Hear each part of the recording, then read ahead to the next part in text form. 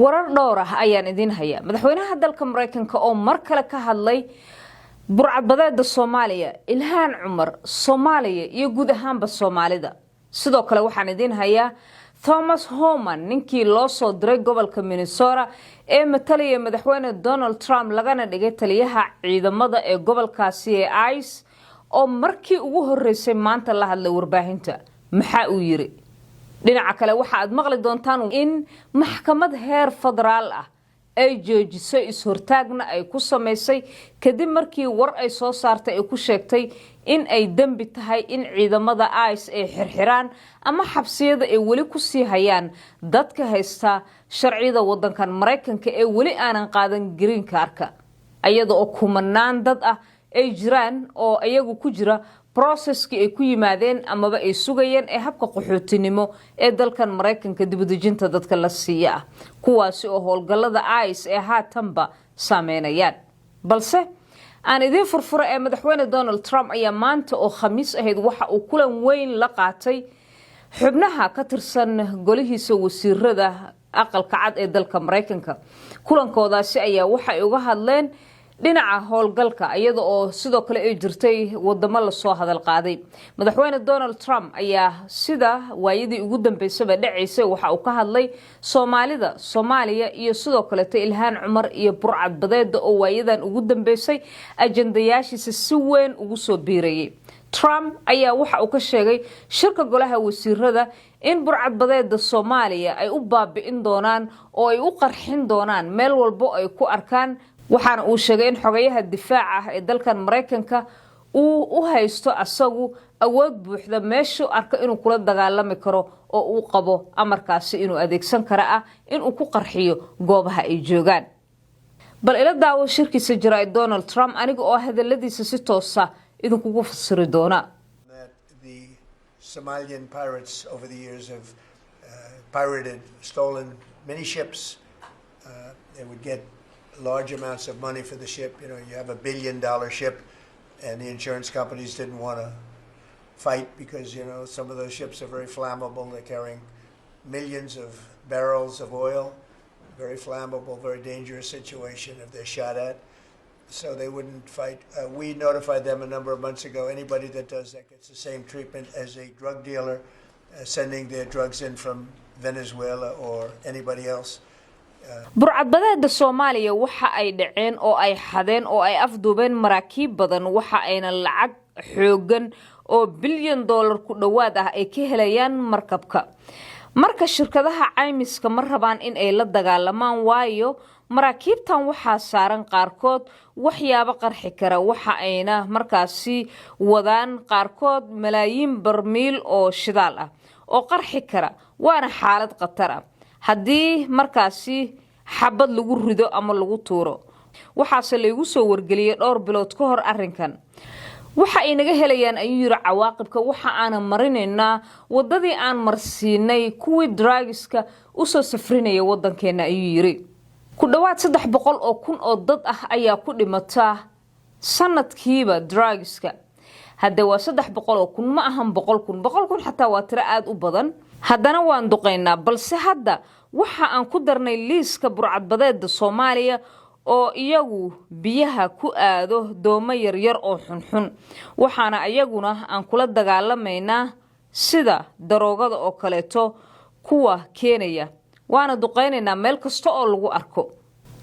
Trump ayaa sidii waayadii ugu dambeysay lagu arkayay waxa mar kale weerar afka uu ku qaaday Ilhaan Cumar iyo Soomaaliyaba waxa uu sheegay in Soomaaliya ay tahay wadan aan bajirinba waxa uu ka soo qaaday in uu san wadan ahaan u aqoonsaneen asagoo dhinaca kale tan sheegay in Ilhaan Cumar oo halkaasi ka timid ayaduna ay rabto sida uu yiri in ay ku doodo in dastuurkeena wax laga bedelo Trump ayaa sidii waayadan dhaweetaba lagu arkayay waxa uu ka hadlay wadanka Soomaaliya iyo Ilhaan Cumarba waxa uuna sheegay in Soomaaliya uusan u aqoonsaneenba in uu wadan yahay. Ilhaan Cumar ayaa mar uu soo qaatay waxa uu sheegay in ay ku qudbeyso ayada oo meeshaasi aan waxba ahayn ka timid in wadankan dastuurkiisa ay ka hadasho oo ay ka walwasho arintaas oo uu sheegay in ay la yaab asaga ku tahay. dhinaca kale tana gobolkaasi Minnesota maanta waxa Thomas Homan oo ah ninka u qaabilsan aqalka cad ee dalka Mareykanka arrimaha ICE kadib markii la bedelay sarkaalkii horey u haystay ICE Bavino halkaasi oo uu maanta markii ugu horeysayna uu kala hadlay meel fagaara ah warbaahinta. waxa uu sheegay Homan in ay jiri doonto isla saanqaadis iyo wada shaqeyn in ay dhexmarto in ay rabaan ayaga iyo dhinaca kale ee maamulka gobolka si markaasi loola dagaalamo ayuu yiri dadyooga aanan haysan sharciyada ee burcadnimada ku jooga wadankan ee iyagu u baahan in la qabto dambiyadana galay. waxa kale oo uu sheegay in wadooyinka Minnesota la dhimi doono ciidamada ICE ee halkaasi jooga. muuse sheegin tirada iyo goorta la dhimayo iyo dhimistuba si ay noqonayso ma in gabi ahaanba laga qaado halkaasi ciidamada ICE oo kuwa kale lagu soo bedelo ama ciidamadaba laga wada qaado gobolka mise in qayb ahaan la qaado. hadalkiisa ayaa inta badan waxa uu dhacay in qayb ahaan la qaadi doono ciidamada ICE maadaama sida uu sheegay goobaha ay ku sugan yihiin uu sheegay bartilmaameed ay u noqon doonaan dadka dambiilayaasha ah ee aan sharciga wadankan Mareykanka haysanin. hadalkiisa waxa uu hadaba ku soo beegmayaa xilli guud ahaanba gobolkaasi wali xiisada ay taagan tahay. maamulka gobolka iyo meeyaraduba ay dalbanayaan sidoo kale magaalooyinka in ciidamada ICE halkaasi laga bixiyo. wixii ka dambeeyay sabtidan berri ma ahay bari dambe fooda nagu soo haysa taadi kale dilkii loo geystay Alex Berry. waxa kale oo jirta in laga wada xaajoonaya haatan sidii si madax bannaan loogu baari lahaa ama si qoto dheer loogu eegi lahaa dilkii loo geystay Alex iyo Renee Goodba. dhinaca kale waxaa jirta in maxkamad heer federaal ay hortaag ku sameysay in ICE ay baacsan karaan oo ay soo xirxiri karaan kuwa xirxiranna ay tahay inay sii daayaan dadyooga wadankan habka qaxootiga ku yimid ee ayagoo aanan helin green card howlgaladan ay bilowdeen. sida aad la socotaanba ku dhawaad 5,200 oo dad ah oo Soomaaliyeed oo aanan haysanin deganaanshiyaha wadankan Mareykanka green cardka waxa loo yaqaano ama sharciga weyn ee wadankan Mareykanka ayaa waxa ay ku sugan yihiin dalkan gaar ahaan gobolka Minnesota halkaas oo tirada ugu badan ee dadka ay joogaan. waxaana jirta in dad la xirxiray kuwa kale tan ilaa iyo haatan lagu baadi joogo. arrinkaas ayaa iyadoo ka hortagaysa kana duuleysa maxkamadan heerka federaal waxa ay sheegtay in ay hortaag ku sameynayso oo ay tahay sharci darro in la qabqabto dadka sharci sugayaasha ah ee processka hore ugu jiray ama hanaanka wax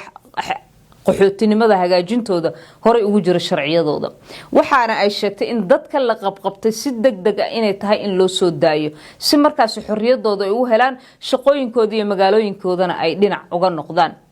gobolka Minnesota sida aan sheegayba wali ICE way joogtaa dadkana way qabqabanayaan meelaha qaarkood. dadkii ugu dambeeyay ee la xiro oo ayaga oo kooxa la xirana waxay ahaayeen 16 qof ku dhawaad oo 2 qof oo Soomaaliya ay ku jiraan kuwaasi oo iyaguna dhalashada wadankan Mareykanka haysta hase yeeshee siyaabo kala gedisan uga hor yimid ICE intii howlgalada ay waday. arrinkaasi oo dacwado lagu soo oogay ee jirta dadkaasi dibna loo xirxiray. guud ahaan gobolka Minnesota ayaa wali saan sheegayba Ilhaan Cumar xildhibaan ah oo laga soo doortay halkaasi qaar kamida mudanayaasha xildhibaanada ee laga soo doortay golayaasha deegaanka ee gobolkaasi meeyarada kan Minneapolis iyo kan St. Paul gabadha St. Paul joogto iyo sidoo kale governorka guud ee gobolkaasiba waxa ay si degdeg ah u dalbanayaan in ciidamada ICE laga qaado. inkastoo codkii madaxweyne Donald Trump uu isbedelay siyaasiyanna dhulka la dhigay baloonigii la isku tuurayay iyo xaaladii kululeed haddana wali waxaa muuqanaysa in aanan si rasmi ah tallaabo loo qaadin ama aan laga wada xaajoonin goorta iyo tirada ciidamada ee ka baxayso gobolkaasi. madaxweyne Donald Trump dadka dhinaca siyaasadda oo darro ayaa waxa ay sheegayaan in ujeedada ugu dambeysa ee waxaan oo dhan uu u dejinayo ee qayb ka tahay si markaasi qarashaadka dawladdiisa xildhibaanada labada dhinac labada gole ee ka kala tirsan labada xisbiye waaweyn ee dalkan Mareykanka ee u meel mariyaan oo dawladdiisa aysan u xirmin oo shaqada dadku aysan uga fariisanin lacagtii ay ku shaqeyn lahaayeenna loo helo. balse dhinaca kale dadka qaarkood ayaa iyaguna ku sheegaya in dalkii ugu dambeeyay ee Alex loo geystay Berry inuu ahaa mid xasarad weyn abuuray sharciyanna sida ay ku dooday hay'adda amniga gudaha ee Homeland Security wax badan ay ka soo noqdeen ayada oo ninkaasina dil iyo la isugu daray markii horeeta in la damcay in lagu been abuurto taasi oo siyaasiyiin fara badan oo dalkan Mareykanka oo xataa qaarkood xisbiga jamhuuriga ay ku jiraan ay u dalbanayaan cadaalad baaritaan rasmi ah in lagu sameeyo kiiskaasi ay u doonayaan haddaba daawade dhammaantiinba adinkoo mahadsan la socda janaladeena kala gedisan ee xagga warbaahinta online-ka ood ka heli kartaan warar xaqiiqada run sheegista iyo dhexdhexaadnimada ku saleysan oo aad mar walbaba ka maqli kartaan